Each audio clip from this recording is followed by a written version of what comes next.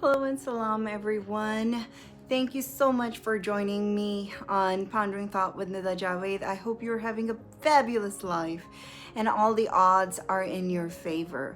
Today we'll be talking about narcissism. It's a very much needed topic to be talked about. When we speak about narcissism, let me start by saying that narcissism means an excessive interest in oneself, self-admiration, by oneself and physical appearance. Narcissist person carries the symptoms of lack of empathy, sense of entitlement, and a constant need of compliments, attention, and admiration. It is found in men and women both, and there is no cure for it. However, this can be controlled, but has been recorded to be found more in men. Truth is, there are no proper facts about how disorder starts, or is it environmental? We'll discuss in the show everything that will distinguish perhaps a difference between an actual narcissist and someone who is just being labeled as narcissist. Before I end up triggering any emotions, I suggest watching the complete video for better understanding of where I'm coming from. This is something very common through among many cultures, and to speak our Desi culture. Make a note of this point. Culturally speaking, we do give a lot of importance to having a boy as the one who will grow the family name, carry family business, or carry family obligations and so on. So they are treated a bit better than girls of the family, which is of course something that we're witnessing a change in, but we still need more. And in many families, boys do grow up with the entitlement that comes with their gender. They are made to believe they are important. They are made to suppress their emotions and display bullying tendencies. That perhaps is the sign of manliness, they are told. Instead of taking a corrective action or disciplining these boys, adults dismiss them as boys being boys. What does all these facts I have just shared with you suggest? The reason more men are labeled as narcissists in their adult life is because they are being raised as one. Ponder over that for a minute and continue to watch this video as we get more in depth over the subject. So for sake of this conversation, we'll keep focus on Desi culture, the culture that does give adult men more privilege over women. They can flirt with the whole town and not a single stain gets on their collar because their action is justified as something men do. Men can yell at his wife in front of mom, and mom being a mom will not stop his behavior. Rather will justify saying this is his personality. Learn to adjust. That's how she justifies it to the daughter-in-law. They're not making men accountable for what they're doing wrong. Men are made to believe there is nothing wrong with their behavior. This is who they are. Thus, they will continue with what hurts other. Because they are not being accountable for that action. They are not made to recognize they are doing something wrong. Being a boy of the family, all adults do not stop him, rather enable him, making excuses for his behavior. Instead of correcting him or making him aware of the damage he is doing to another person, he is encouraged when they laugh at his behavior, when he makes downgrading jokes on someone, friends or family, wife or kids. Environmentals, folks, these are our factors. Are men trained to be narcissists, or do they actually have this disorder? Men are shown sense of importance. We talked about how they are made to suppress their emotions. God forbid they show sadness. Crying, men don't cry. The only emotion they are truly left to express is anger. Someone made them sad. They cannot do anything about it. It comes on the most vulnerable person in front of them. In many cases, that would be his wife. They don't know how to handle mockery or anybody who downgrades them. They don't know how to handle sadness, disappointment, fear, depression when they're unfairly treated, and the list goes on. Parents do not teach their boys how to recognize emotions properly. Boys are told not to cry. Boys are told not to cry, and girls are told they are always crying. Men are made to suppress their emotion, and when you put these two together, boy and a girl, they don't know how to be with each other. They don't know how to recognize each other. But many men are secure enough not to let this part get to them. And the relationships that take out the enablers from it, when men and women recognize what they're doing wrong and there's no third person involved other than maybe a professional, things do start to look better. Many men are the way they are sometimes because the women of their family were put in their place. They have seen their mom being treated a certain way.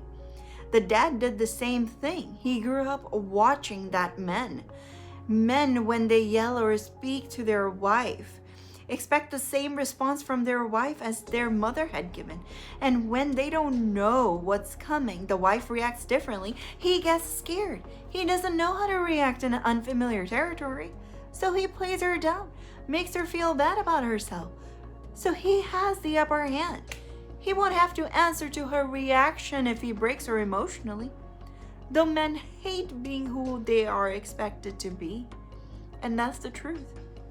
Environment and personality development of what they as in these men witness at a younger age is how they are in adult life. Ladies, to point out, bullying, playing you down time to time, reacting out of impulse, making you feel inferior, or all the negative notions you have felt, put up with, and they are not part of your equation, your life right now, and things have started to look better, it is because your man has an understanding. He's growing out of that and never really had the narcissist disorder. You just married a person who was just trained to be one. So the couples that I have dealt with, honestly, husbands crave attention from their wives. They truly do love them.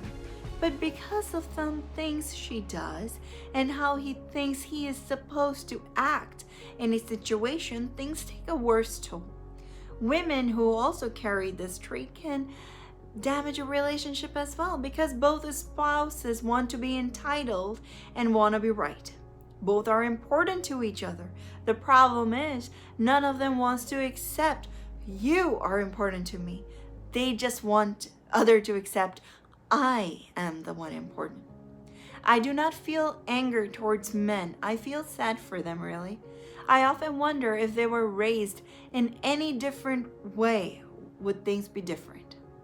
Which I'm glad is a change that we are witnessing as the times are changing. Because of the brothers and their facial expressions, I can see there's no connection between their lashing tongue and their eyes. Now consider this for a change. A man who goes out with his wife. He is said to be always spending time outside of home. When a man does anything for his wife or his family, he is labeled Joruka Gulam. When he encourages wife and he stands next to her, that man is labeled as Bigarat. When he makes his wife and kids his priority, he is lashed on. He cannot be positive role model for his wife or his kids because people and his friends even make fun of him. His friend, his family, his environment, everything all together is making men feel like they cannot be soft and understanding. How are they supposed to handle their behavior if they cannot even handle their emotions? No one will allow them that space. From that, I see among the couples I come across how marriage standards are practiced among Desi culture, and it's very common throughout. A good guy is trained to have bad behavior, even taught how to handle it. He was never taught how to handle his emotions, let alone someone else's. Women and moms, as moms and mother-in-laws, pass mockery comments on their new daughters and their sons, or someone else's daughter and son. Of course, a lot is changing for a better in Desi communities, and a lot needs to be changed. When couples come in for help, this is because they love each other. They just don't know how to be with each other. They have learned to be happy in their independent lives because coming together seems unnaturally hurtful. One is always in a defensive mode, the other is always in the offensive mode, and vice versa.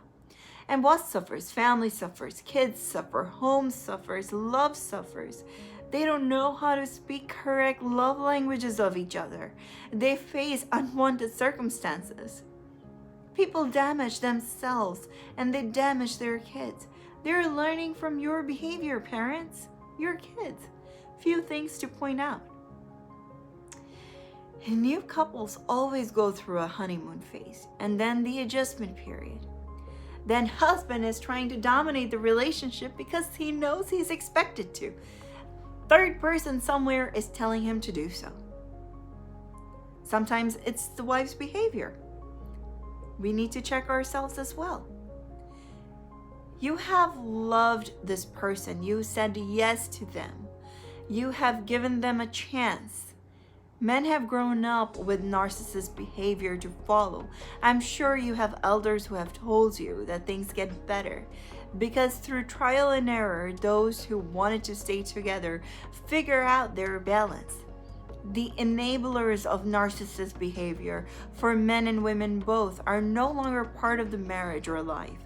They're left to figure things out for themselves, and no one is telling either side, behave like this or like this. Others come to life coaches because they do not want their marriage to fail. Marriage is a thrill ride, okay? If you hang out tight enough, you'll make it. Narcissism can be severe in many cases, and not every man is suffering from it. Not all Desi men have this disorder. Our cultural impact is quite overwhelming, which I'm glad people are taking understanding towards and taking its steps to change this behavior. We should show our kids marriage is work, but it can be worked out. We can work out our challenges with peace with each other. We should raise our sons and daughters with same privilege, same mindset.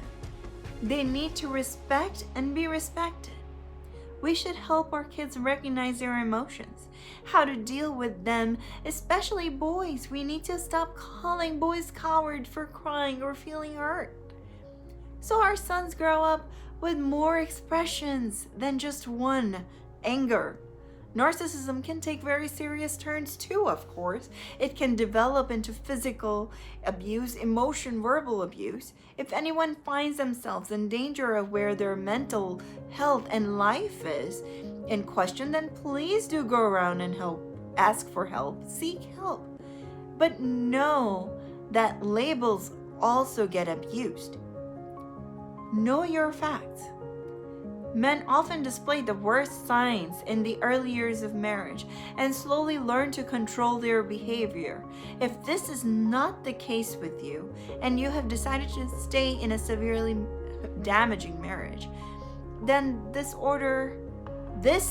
disorder may be part of it. So ponder over that. Thank you so much for hanging out and giving me your listening ear to hear me out about narcissism and how not every man is a narcissist. We are technically or have raised men with this behavior. We have handed them the entitlement they are so grasping on. So thank you again for hanging out with me on Pondering Thoughts with Nida Jawed. I hope I have given you a lot to ponder over. Do not forget to subscribe to this channel so you don't miss any episode. And you can also hang out with me on Facebook and Instagram. Don't forget to follow. Till next episode, take care and have a great day and a great life.